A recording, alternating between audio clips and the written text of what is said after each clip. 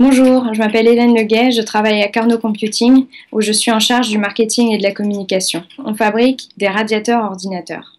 À l'origine, Carnot Computing, c'est une idée qui est venue face à toute cette chaleur dégagée par les ordinateurs qui étaient inexploités. Le fondateur de Carnot, Paul Benoît, travaillait dans une banque qui exploitait des ordinateurs jour et nuit pour faire des calculs informatiques complexes.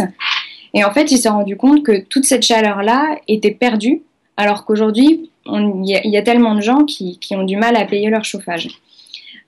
Et finalement, il s'est rendu compte avec ses propres ordinateurs qu'un ordinateur qui travaille beaucoup et qui est complètement silencieux, eh ben, ça peut presque devenir un dispositif de chauffage. En fait, Carnot, c'est comme un data center, mais explosé dans la ville, sous forme de radiateurs numériques. Nos radiateurs sont reliés à la fibre optique, et par la fibre, les données transitent.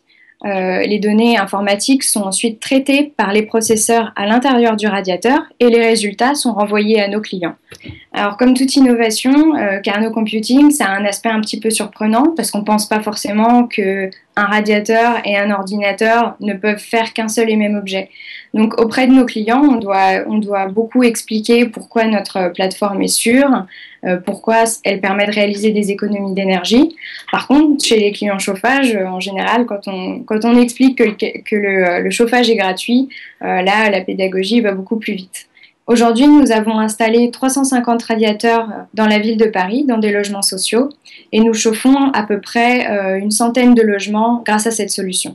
On estime à peu près, par rapport à une solution hébergée en data center, on estime que Carnot permet de faire à peu près moins 75% d'empreinte carbone.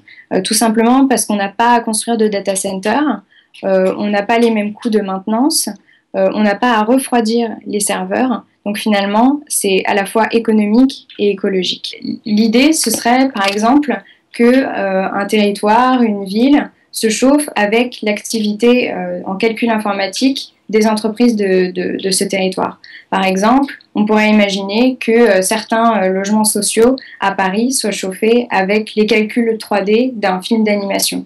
Et ça, ce serait un véritable exemple d'économie circulaire.